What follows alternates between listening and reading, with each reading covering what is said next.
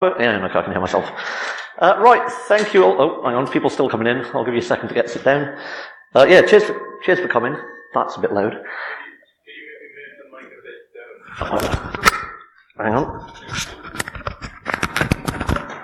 Better? Awesome. Oh, more people coming. Right, as usual, I've given myself a stupid task. I've got 104 slides to get through, so you will excuse me if I don't breathe much and talk very quick. I always do this, it's terrible. I am Steve. The last slide deck I delivered, somebody complained that I use horrible fonts you can't read, so if you want to follow me on Twitter, it's A8NPub. I'm happy to be here. I love the university. I love Securi-Tay. It's a brilliant conference. I first came to here in 2012, I've helped review the syllabus. I've spoken at Securi-Tay before. A few years back, me and Kev did some embedded testing stuff. The only time my face has ever appeared in a newspaper was here. Again, I forget which year that was. Me posing with somebody else's kit. Now I'm not here to talk about conferences as such. We do a lot of conferences. We teach people lockpicking, all sorts of stuff. We rock up and bring kit and teach stuff. That's not the sort of stuff I'm here to talk about. I'm not here to talk about work. I work for a large telecoms company in Britain. We get involved with a challenge thing that's around cybersecurity, but again, I'm not, we do sort of little games for that. I'm here to talk about something on a slightly grander scale.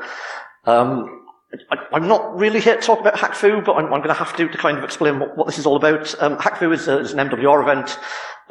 It's amazing. It's a CTF thing that runs over a number of days. They're always awesome. I'm lucky enough that I have friends at the company. So my friend Mike, who was always crazy about puzzles, got me hooked in, and it's great fun. And I mean, there are some amazing people building amazing challenges, and the event itself is stunning. I mean, again, if you go and Google, there is stuff out there on it. I would suggest you make friends and try and get invited, though it's difficult to get into. But the way you get in is you build challenges for them, and then you get an invite. So what I'm here to talk about is a couple of the challenges that I made for them over a couple of years. Now, again, I'm not, I have no background in building games. I've played a few, and I decided to have a go, and because I like doing physical bits, and everybody else seems to do more computery stuff, it's like, well, there's a slot there I can fill. I'm not an expert in this sort of stuff. This is just the first couple of attempts I had, what I did, how it went, and sort of, problems and things that occurred along the way. So the first one was back in 2015. Now, at the time, I was teaching myself how to repin locks. Repinning locks is a useful skill because, say you want to buy padlocks. If you want to practice on 50 different padlocks, you have to buy 50 padlocks. If you learn to repin locks, you can buy one lock and it's an infinite number of locks. You just take it apart and redo it. So it's right. It's a useful skill. Not a lot of people are doing it. I can build something around that. And I'm somewhat optimistic. So it's not going to be difficult. How hard can it be? A bit of manual dexterity, but things should be fairly self-explanatory that this is where it starts going wrong. Like assuming, I know how people will approach this. I know what will happen. I know how it will go. And I'll build something that's doable in the time they've got. And then they don't. So the process I sort of follow is, I start off, right, there's an event in X months, so I need to come up with something, get a notepad out, start scribbling ideas down, and that very quickly turns into lots more random planning. The idea, come up with some sort of, like physical things I can get them doing, and some sort of puzzles around that. And then there's an amount of, get kit, build kit, stab yourself in the hands a lot, taking locks apart, which is one of the problems with doing this sort of stuff. So my idea for this was, right, I know there's going to be 5 teams. If I can get 5 locks per team, that's 25 locks. I have another one in, that's 26. I've got an alphabet. I can now start doing word puzzles around keys and locks and, making stuff interesting. The other thing was, some boxes. So I got my friend to knock me up some quick boxes. So they stack. The idea being, you pick the lock on box 1. You can then get that off to get to box 2, to box 3, to box 4, to box 5. So again, I've got some progression. Start with easy locks, get them more difficult. And there will be things in the boxes for them to do as they go through. Let's say the fact I knew 5 teams or 5 locks per people, that gives me enough to work with. I then start writing documentation around it, which is the least fun bit, trying to come up with some sort of plot to shoehorn in to make some excuse of why they're doing this. I'm deliberately not going to show you much of that because it was dire the first time I did it. Second time it got better. So you build all this stuff, and you go to the event. So that is me in prison. That is a former prison that's now used for the things that they hired. Get the kit there, and then I realised that I've made all these locks far too difficult. So the first night when everybody else is out partying, I'm sat in a prison cell, taking locks apart, putting them back together. They turned all the lights out in the building, so I had a power lead to that lamp, so I'm literally sat in the dark, doing this stuff. Again, I never plan stuff properly, it always goes wrong. Don't do that. So when they come into the room of this first one, there's a little bit of kit, they've got a desk with a lamp, and a voice and some other bits and pieces, a sealed envelope, and there's some locked boxes. And a bit of paper explaining how the safe works, because I've got a rotary dial safe that they're going to need to open. Now, each of the bits that's underlined, I'll talk about in more detail.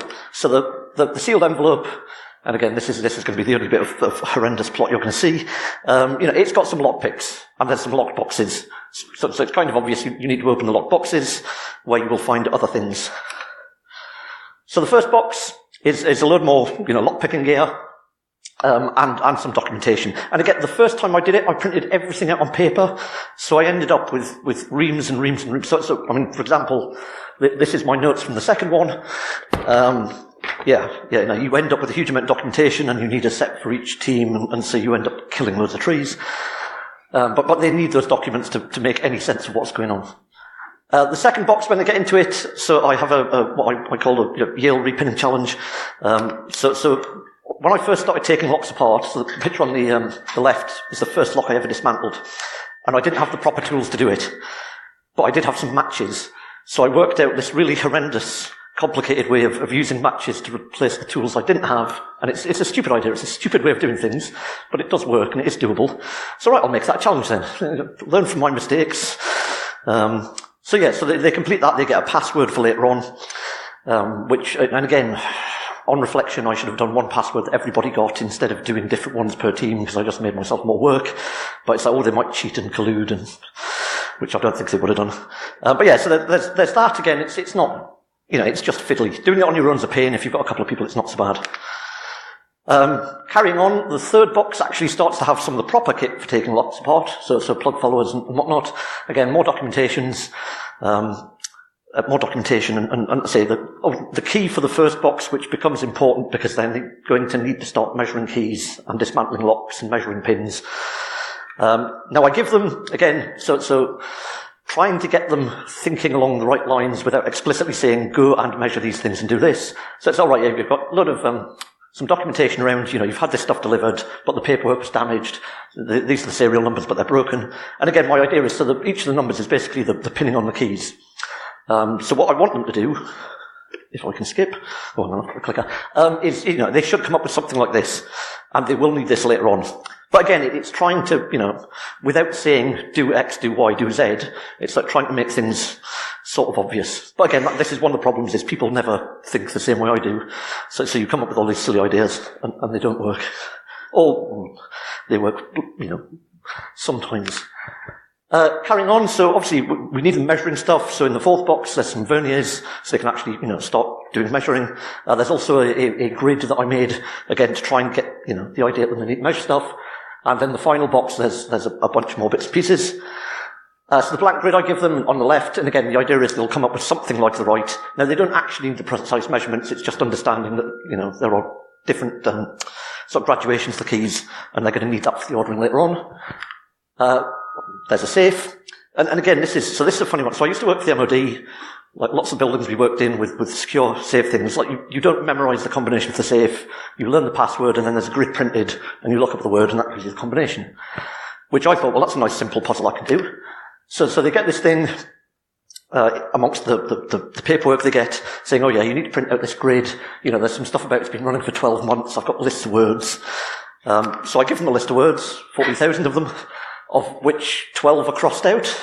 So again, the hope is that they look at it and say, oh, there's like a word with A crossed out, a word with B crossed out, a word with C crossed out. So presumably, like, the next word in the sequence is going to begin with an M. So they can go back to their grid, and, it probably starts with an M, so it's probably a 0. Now the other thing is they know it's an 8-character word. The combination is a series of 3 numbers from 0 to 99. So the other thing you could probably think is, well, we've probably got a couple of, characters between the numbers, so you can probably guess them as well. Whoops. So, you can start to think, right, we've got a list of 40,000 words. It's probably a word that begins with M. It's probably either MSP or MPS. So you could start going through the words and trying to find stuff. Or, you'd find like a crossword solver online and, what words could it be? Now, the other thing I gave them, so they had the 12 previous number grids torn up in little pieces. So they had to put them back together and then think, right, passwords we know, which ones fit which.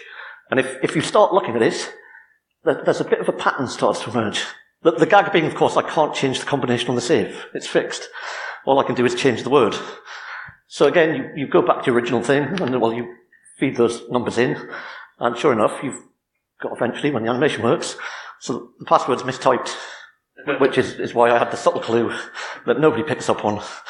And again, you spend all this time coming up with like clever little things that nobody ever notices. So they get in the safe, and again, there's a bunch more bits and pieces that they're going to need. And the second points token, I skipped over when I gave them the first one. So, but yeah, and more challenges. So the next one is, so they were given a password, so that each team had a different password, and they basically need to dismantle the 5 locks they've got from the 5 boxes and repin them so that the keys that relate to the words they were given will open them. Which again is not, it doesn't take a huge amount of time. But again, it was trying, how do I get them to think and realise that's what they've got to do? And again, writing the plot around it was a bit troublesome. When they complete that, they get given the puzzle box on the left, which obviously had been opened, and then they get from that the puzzle box on the right, which gives them a key for the final box that's locked. And again, this was a bit clunky in that, I need to make sure and watch what's going on. Because, a lot of the challenges they have that are like computer-based, well, it's all automated. You just run through stuff and it works. Whereas this stuff, I have to stand and watch them all do it. Not only because I'm concerned they're going to break stuff, and a lot of this I've only got one of things, and if they mess it up, it's going to ruin it for everyone. But again, it's a lot more time-consuming to sort of monitor than some of the other challenges they have, which is a problem for me because it means invariably I miss most of the event because I'm stood watching people go through my challenge. But yeah, so let's say that the key they get out the puzzle box will open another fire safe, in which there is the final challenge, which talks about master keys. So the idea with master keys is rather than just having 2 pins in a lock, you have 3 or 4 or 5. So it's, like if you're in a shared building, there might be like a management key that'll open all the doors, and then you might have keys that will only work for certain floors or whatever. So the idea is you can, configure locks so they can be opened with multiple different keys. And it makes them less secure because you have more points at which the lock will turn. But the idea is I want them to try and come up with right, given this thing, and we know the keys, can we make a lock that will be opened by multiple keys, and how many? And my best solution, I can come up with 3. There's a way of doing it so you can have one lock that will be opened by 3 different keys. But I said the general thing, if they can get it to 2 is a pass. That'll be good enough. But yeah, so the entirety of the challenge is, pick 5 locks, put together a lock that's in bits, measure a bunch of stuff to work out the coding that's in use, open the safe by working out the password thing, repin the 5 locks so they match the password you were given, open the puzzle boxes, and then redo the final thing. So it's simple, right? But the trouble is it isn't. To do that, you could, and bear in mind they've got like 4 hours to do this. I think it was 4 hours per game. Even if you know what you're doing, it takes a while to get through it, and the trouble is, of course, people don't realise what they're doing. So anyway, no plans survived first contact with the enemy. So obviously I have a bunch of anonymous people taking part. And it went, it went reasonably well. Oh, I also need to mention, the one person who I haven't obscured the photograph, because he said I could talk about him, is my friend Terry. I did promise I would only say nice things, which I will. Terry's amazing. So most of the teams sent, a number of people. So the idea is there's lots of challenges going on at once, and you've got certain time frames to do certain ones. And everybody else, 3 or 4 people would turn up. When it was Terry's team's go, Terry turns up on his own, which is, that's fine. There's lots of stuff for him to get on with.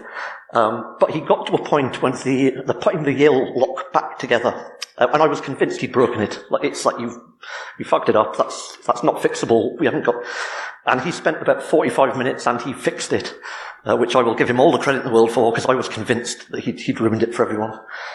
He also builds a lot of challenges. He does amazing work. You'll see him a lot at other events that MWR are at with all sorts of crazy. So he has an amazing one with all logic gates and I mean, again, there's a lot of team effort goes into it, but let's say Terry is, no, I've got a lot of time for Terry, and he always says nice things about me, so I figure I can return the favour. But yeah, so there was 4 points, which isn't a lot. There were 5 teams took part. Most of them got 2 points. The final team, who I might have given a few more hints because I wanted somebody to finish it, got 3, but nobody did the last bit. It was, it just wasn't doable in the time that they had. So again, it was a, poor design on my part. But I'd never built one of these before. Now I'm horribly self-critical. So of course I sit and look at this and it's just rubbish. It's terrible. It's a disaster. So it's too complicated. There's too much going on. It's also, it's too linear. It's like, you do this, then that, then that, then that, then that, and that's all there is. There wasn't, I didn't have like a huge amount of technologies in there. There was other stuff I could do. The plot was awful, and there aren't enough points. So alright, so I bear that in mind next time I go to build something. So this one was better, I think, I hope. So number 2, 2016. Now, again, so they have like things like advertising before the events where they have bits going on, and it seemed that they were going to have like a post-apocalyptic theme, which is why in the write-up I mentioned the wasteland.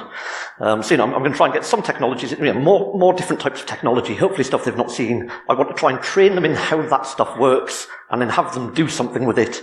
So it's more educational. They're going to get more out of it than just, we know how to do this already. Now, I'm obsessed with video games. I love post-apocalyptic stuff. I'm sort of thinking in my mind as I'm going through Fallout, World of Fallout. Actually, no, further than that. Nobody's going to get this reference, I would assume. So in the 1980s, there was a game called Wasteland, which was amazing. So again, it's right, I need to come up with stuff. So again, get the notebooks out. Now I go back over the notes from the game I did before and find all the things that I could do something with playing cards or coins or all the stuff I didn't have time to implement. So I feed that in and come up with new things. And again, I like recycling. I'm going to use the same stuff again if I can. So I've got the same stack of lockboxes I had before. I've still got the fire safe and I've still got the firebox. But I also go out and buy some additional bits. So I go down, local army surplus store, buy some ammo crates, because this is going to have a military theme. I want to get military stuff in here if I can. And like I say, the idea is I have the locked boxes which will teach them stuff, and then the things that they're taught from that, they go and use against the other things to actually, get stuff. So this time, previously it was pin tumblers and repinning locks.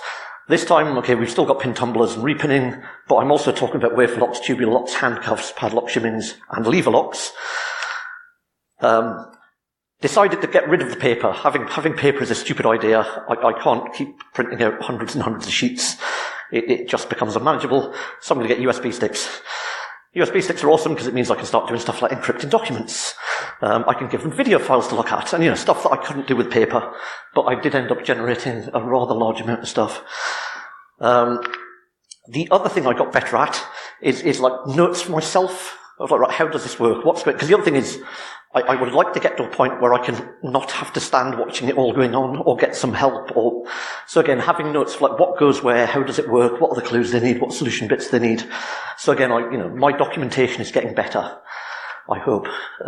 Although again, it's funny if you go through the file of stuff, like the first challenges are really well written up, and then as you get further on, there's less and less, and a lot of it's got bits scribbled in pen where I realised at the event as I'm setting up stuff doesn't work. But again, I'll walk you through what goes on. So the first thing is tubular locks.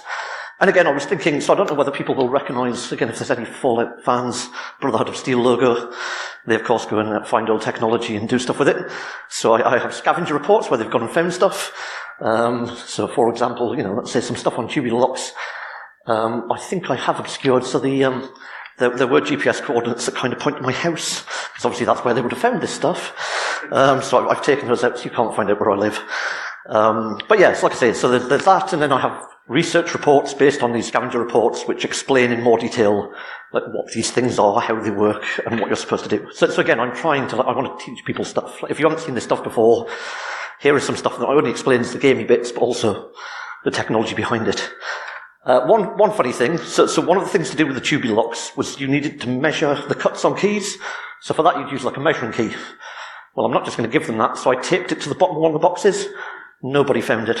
Oh yeah. And again, it's another one of those things of like, oh yeah, that'll be dead obvious. They'll be looking for, and no, nobody did. Even though there was a clue in one of the things saying the key has been hidden somewhere. Let's say nobody actually found it on the day. Now I'm going to skip over I was going to put the videos on, but I don't think I'm going to have time because I've got a lot to get through. The videos I used in my talk at B-Sides Manchester last year, so if you're particularly interested, go watch that. Quick plug of myself. But yeah, so basically they need to get in that box, the first box, and in that box, I must stop standing on that chair. In that box is a bunch of stuff, a lot of stuff. Again, you might recognise if you can see him, Pip-Boy in the back there, but there's stuff on like impressioning, there's stuff on bump keys, there's a UV torch and a load of uranium glass. I had a box with a load of radioactive tape all over it and glow sticks in, so it was all glowing.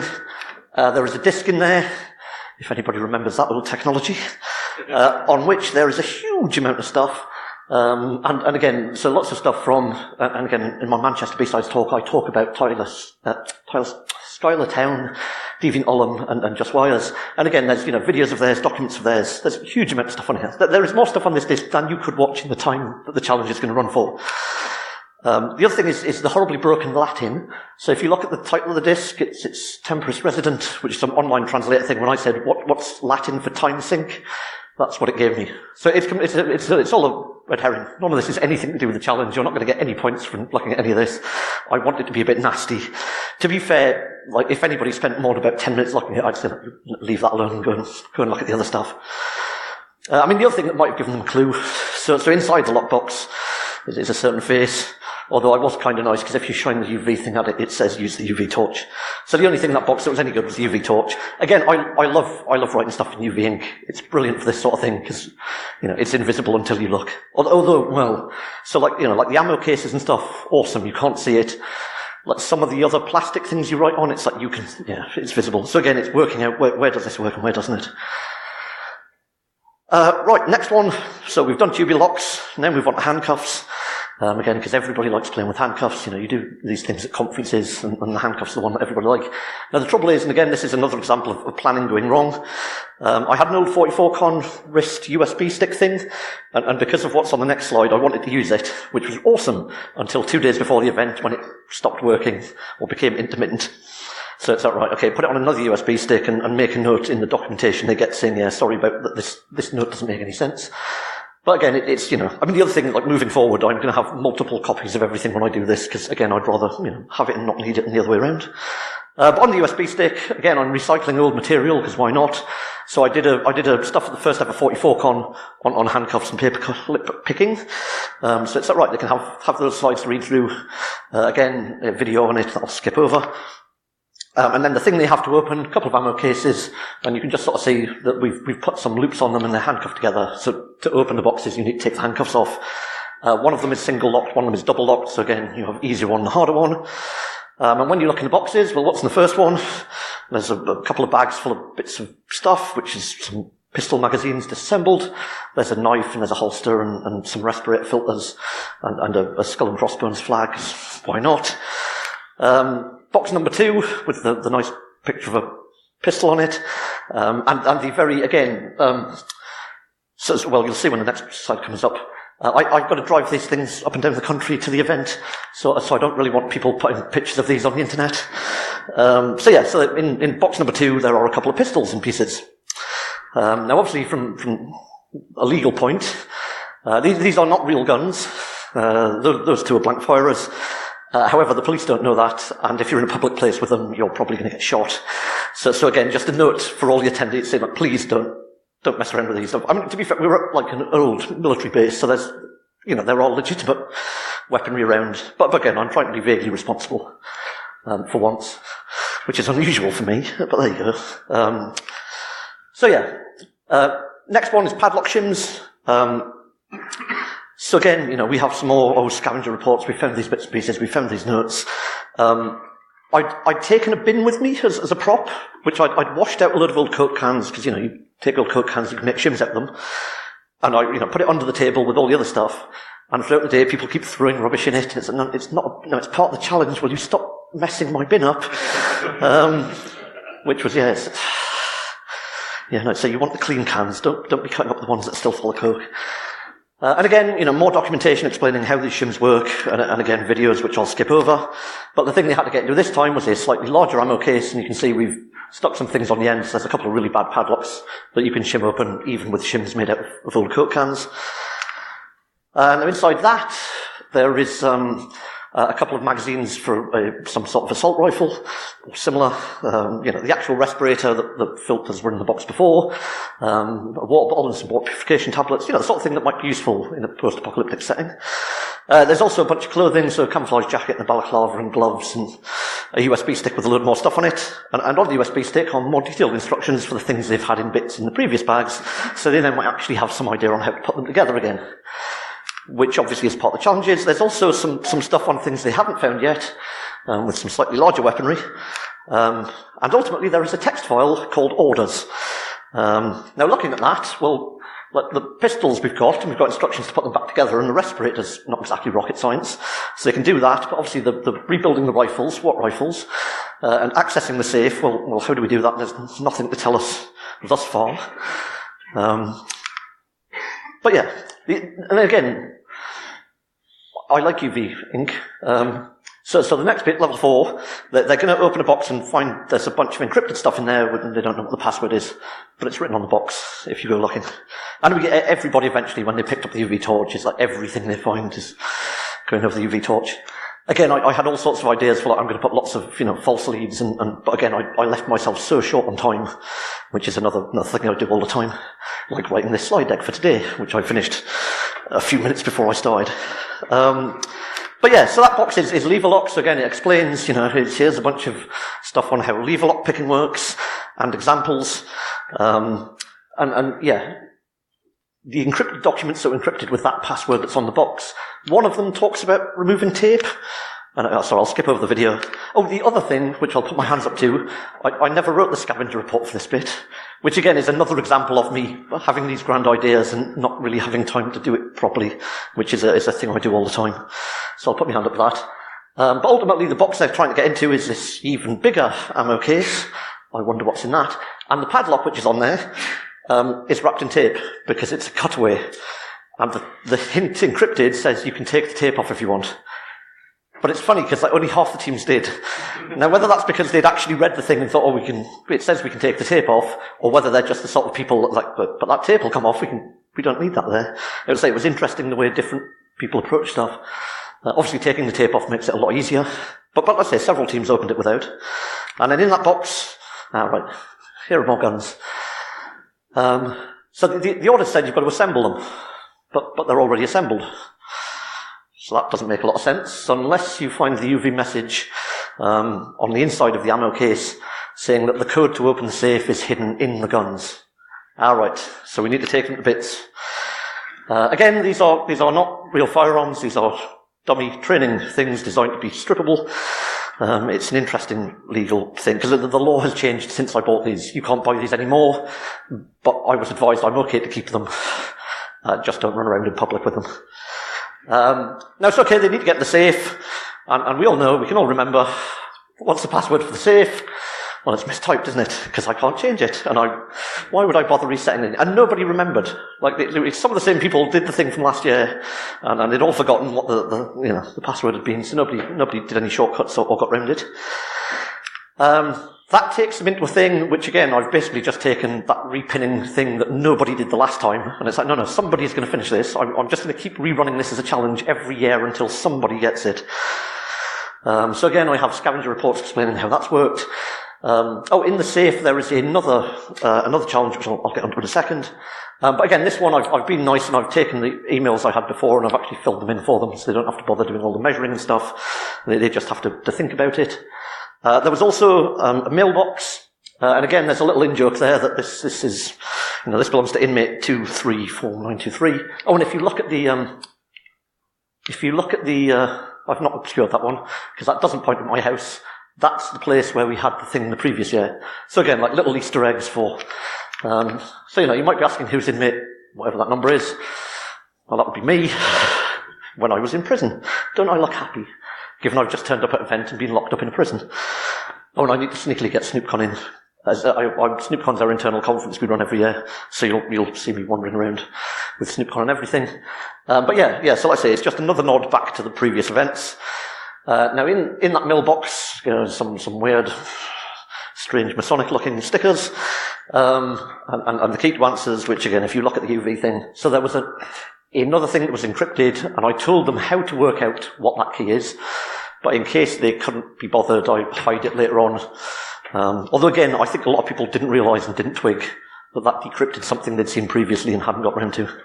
I mean, again, it's, I'm making things overly complex. But yeah, and then the final bit that was in the safe, so I have an old lock out of a safety deposit box, so it's an 11 lever lock, and it's beautiful, it's built amazingly well, and what happens is, you take this thing and you show it to people and you take the cover off and they're like, oh, that's pretty, and everybody turns it upside down and all the bits drop out. So I just gave them the bits and like, there you go, put that back together, because I've had to do it in hundreds of times, feel my pain. And again, I'm nice, I give them like pictures and stuff so they can work out what's going on. And again, it's not really complicated, it's just fiddly. There's no rocket science involved. You've got a bunch of things that will only sit in one of 5 or 6 positions, and it's just stacking them in the right order and making sure it works. And so that was the final bit of the actual of what they need to do. So again, I had a world of fun getting it there, bearing in mind I've got to drive half the length of the country with a load of things that the police wouldn't like me having. I mean, fortunately, they're all in boxes, all the boxes are locked, I make sure I transport them safely. But yeah, we got there. Once again, I sat up half the night tweaking things, but because I forgot to take some of the USB sticks, I had to recreate a bunch of the contents from scratch. Whoops. And again, I always do this. One day I will have it all prepped and ready and ready to go, but just not the 2 I've done yet. And again, so you can get a sort of idea of the size of the setup. Again, I've got a little table, we've got the safe on top, there's the mailbox, there's the ammo crates hiding at the back, there's a bin with the cans in it, and we've got people taking part.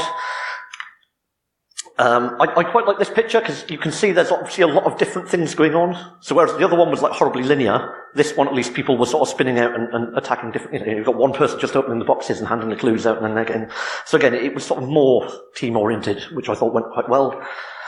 And again, a bunch of anonymous people picking locks, putting pistols back together. Again, the guns went down really well. Everybody seemed to like, it's like, hey, guns, play with guns. Not that I'm saying, there's hackers like weaponry or anything, but that's it. And it fitted the theme fit with the wider plot that was going on. And I mean, again, if you go on Google, there is a 3 or 4 minute video trailer thing, about the event, which I appear for in about half a second as you see me diving out of the camera shot in as they pan past my kit. And yeah, again, people working as a team, collaborating, so that'll work quite nicely. And this time I 4 points for the first challenge, this time I had 7, and all of them, some people got, so you've got quite a nice bell curve, a couple of them one team got, several of them most of the teams got, and then there's a couple that like one team didn't. And again, I think the trouble was that the team that didn't reassemble the pistols, it's because they were trying to get all the pin tumblers picked, and they didn't get it done in time. Now I got some amazing feedback. It was, I think, a lot better received than the first one. Again, because, like I say, I've got, there is stuff they've not seen. I'm teaching you how it works, and I'm making you actually, practically use those skills for something. Have I only really done half an hour? Because I'm getting to the end of this. That doesn't make sense. So, I've got the summary quicker than I thought. Pro tip, don't leave writing your slides to the last minute. Now, it is a lot of fun doing this sort of stuff. Well, it's expensive, it's time-consuming, it's frustrating, it's annoying, it's infuriating, but ultimately rewarding. It was a huge amount of fun watching people. I mean, the first one, not so much. The second one was a lot more fun. I am currently thinking about version 3. I have some ideas. We've built some bits for work that I can probably repurpose. I have some sneaky ideas for, again, more red herrings, more, things to waste their time, more things to put them off. I'm now looking, I keep saying next time I'm just going to build something that's a Raspberry Pi that you just push one button and it's ready to go and I don't have to sit up all night. But I suspect I won't. I suspect I will end up with all this stuff and more bits. And yeah, like I say, I've been playing around with electronics, I've been building Raspberry Pis, Arduinos, that sort of stuff. We did some stuff at InfoSec last year, with simple timers and the like that went down quite well. So I'm hoping to get some of that in. I'm hoping to try and recruit some help because, like I say, trying to run these things on your own is, it's hard work. Like I say, both in terms of, the amount of time it takes to plan and plot and buy and design and document. Again, I dread to think how much effort Certainly the second one, the second one was a stupid amount of work. And again, I had far grander ideas. Once again, it's like I've come up with all these ideas, and then actually implementing it is the bit that I struggle with. Again, through my own incompetences, and I decided I'll go to the pub instead. There'll be plenty of time later, which there never is. But yes, like I say, doing it as a team thing would probably be better. But I say, if you have the opportunity, I would, building these things is fun. Taking part in it's fun, but let's say building them as well is a different sort of rewarding. I would suggest you all do it and get involved in events like this. I mean, again, on a sort of wider point, the amount I have learned by attending those events, because you have such clever people around you with such interesting ideas and trying to make you think, which again is, can be difficult. Let's say I would definitely get involved. And I've just done 103 slides in 35 minutes. I'm really sorry. I thought I was going to run out of time. Does anybody have any questions? Sorry, I'll repeat the question because I didn't the last time I did this for the point in my phone. Have I ever thought about escape rooms? So I've done one once in Edinburgh, funnily enough, which again was great fun. And this sort of stuff, I guess you could redeploy it, that sort of thing. No, I should look for more. Let's say we had a brilliant time in Edinburgh, even though they had to give us some significant help. The other thing is, of course, they don't like it when you turn up and they've got something involving locks and you're just, I can pick that open. No, you're supposed. But yeah, and I mean, this is like a 3D escape room, effectively. These events, and it's brilliant fun. I definitely need. I need to find. I should set up a local escape room. They must be crying out for one in. I nearly said where I live. Where I live. You can Google me. I'm not hard to find. In fact, Twitter says where I live. There you go. Anyone else? Can we? Oh. Yeah. Do you have a kind of method for scaling back your grander ideas? No. This is one of the problems. I wish I did. That's the trouble. I'm awesome at coming up with ideas, and I'm terrible at implementation. Because again, it's like, there'll be time for that. There'll be time for. I'll make it, and then invariably it all. I mean, I'd say it's like writing the talk for today. I should have written this months ago when it was accepted. I shouldn't have left it till, the last minute, but I always do. And I'm trying not to. But again, my planning, my admin is getting better, so hopefully I can carry forward. I mean, the other thing is, like I say, it's like keeping ideas. Like, I could do something with cards and alphabets because you've got 52 cards, which is the alphabet twice. I should start having a bank of right, I'm going to use that, I'm going to use that, I'm going to use that. And the plot bit is the bit I really struggle with. It's I can come up with you need to do that. Why? It's the writing the stuff that explains that's the problem. But again, for the next time, I should try and keep it simpler. But then where's the fun in that? No, I want more things and more things. Like I say, having help would be I think the big thing is somebody to rein me back a bit, or somebody who's slightly better at management. That's a stupid idea. There isn't going to be time. But yeah, that's it. I'm hopefully improving. Next time will be better, and the time after that, if I can get an invite back again. Any more? Or, sorry, yep. Talking about time, I mean, how long does it take for you to actually brainstorm these ideas and also implement them? I mean, the brainstorming's the quick bit. That's not, I'm thinking all the time, and again, I've got ideas for the next one. No, the implementation is the problem. I mean, I have no idea how long it took me to build that. Months. And I mean, again, not like a full-time job. It's a huge time sink. Which again is why getting more people to help would be good, because then I could offload some of the work onto them. I should learn to control it a bit more. I should give myself less to do. But again, I always think there's more I can add. There's more bits. And again, I need somebody to rein me back in and say, stop doing that, make the first bit work. Yes. What's the darkest idea you have? What's the what idea? Darkest idea. I don't know, doing this talk? My career in general. Being friends with you. In the context of this talk. I honestly don't know. transporting like guns across the country probably wasn't the smartest move. Although I got away with it. VW. I owe VW. So I just bought my new car when I did that. I fell asleep at the wheel on the way back because I'd basically been up for like 2.5 days doing stuff. My VW has lovely adaptive cruise control. So front-facing radar basically. So it stopped me ploughing into the back of a BMW at about 90 when I dozed off at the wheel. That was a stupid idea. The trouble is, again, I go to these events and I don't sleep and I do far too much, and you end up worn out. But again, it's worth it. And I need a driver for the next time.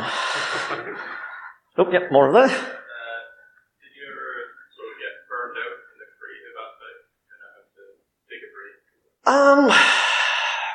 Well, I mean, because it's not like full-time work, it's the sort of stuff you can pick up and do for a bit and then leave, and pick up and do for a bit and leave. I mean, like I say, at the event itself, I am physically burnt out, but like I say, it's worthwhile. I don't mind that. But no, in the sort of planning, building phase, again, I can, if I've had enough, I'll leave it for a bit.